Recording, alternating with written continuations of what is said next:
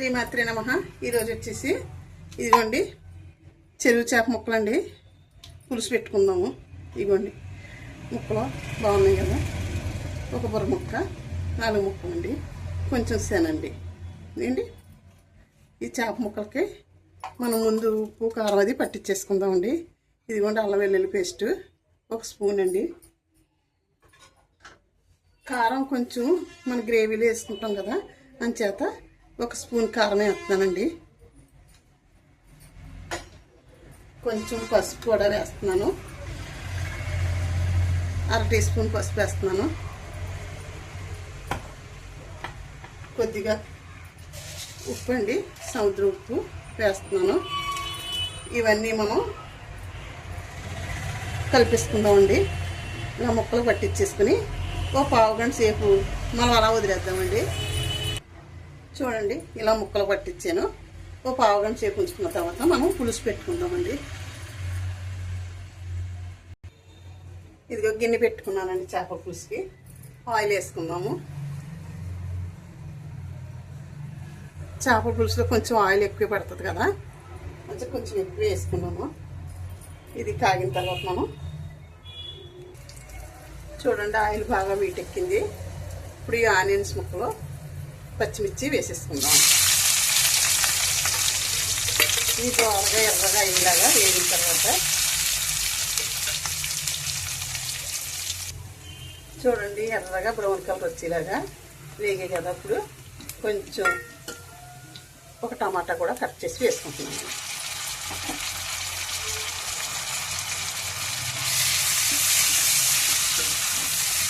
చూడండి కొద్దిగా ఉల్లిపాయ పేస్ట్ కూడా వేసుకుందాము, అంటే పులుసు చిక్కదనం వస్తుందని వేసానండి. ఆనియన్స్ వేసాను కదా, అంచేత తక్కువ వేసాను మసాలా.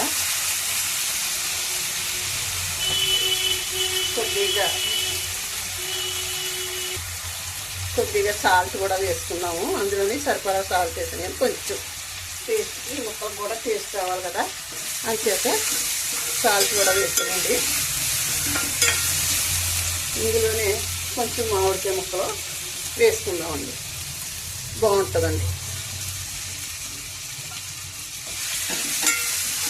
ఇప్పుడు మూత పెట్టుకుందామండి. కొద్దిసేపు మగ్గిన తర్వాత మనం కొద్దిగా కారం వేసి, పసుపు వేసి, చింతపండు రసం వేసేద్దామండి. మూత పెడుతున్నానండి. మూత తీసి చూద్దామండి ఎలా మగ్గాయో. చూడండి ఎంత బాగా మగ్గుతున్నాయి. చూడండి ఇలా బాగా మగ్గించుకున్న తర్వాత మనకి పులుసు చాలా టేస్ట్గా ఉంటుందండి. అంచేత ఇలా మగ్గించుకోవాలండి. సూపర్ ఉంటుంది పులుసు అయితే.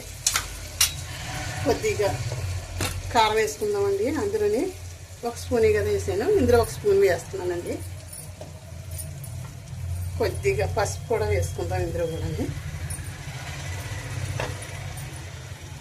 కొద్దిగా గరం మసాలా పౌడర్ కూడా వేసుకుందాము. ఎక్కువ కాదు, కొంచెం తక్కువ. మరి ఎక్కువ వేసుకున్నా వేడికి వచ్చేస్తుందండి. చేపల పులుసు బాగుంటుందండి. కొంచెం కొత్తిమీర కూడా వేసుకుందాము.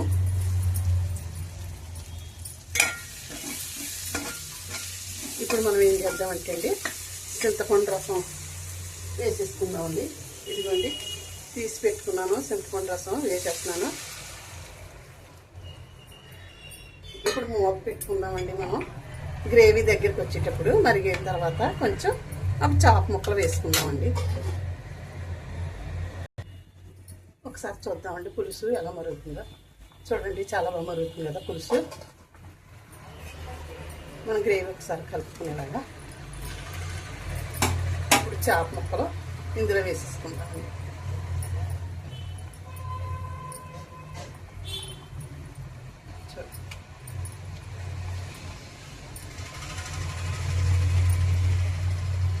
శన తర్వాత వేస్తానండి. ఏంటంటే శన విడిపోతుందండి, అంచేత తర్వాత వేస్తాను. ఇదిగో చూడండి కొత్తిమీర కూడా చల్లుతున్నాను. కొత్తిమీర ఎంత బాగా వేసుకుంటే అంత ఎక్కువ వేసుకుంటే అంత బాగుంటుంది కదా చేపల పులుసు. వేసి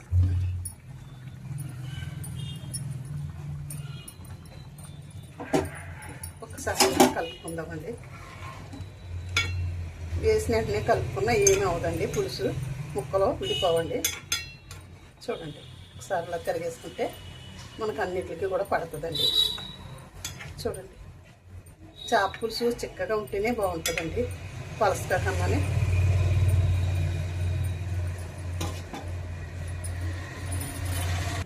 ఒకసారి మూత తీసి చూసుకుందామండి.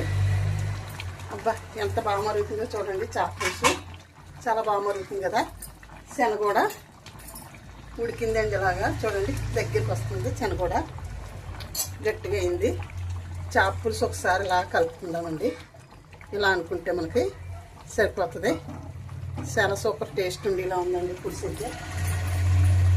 చూడండి, ఉప్పు కూడా చూసుకుంటాము.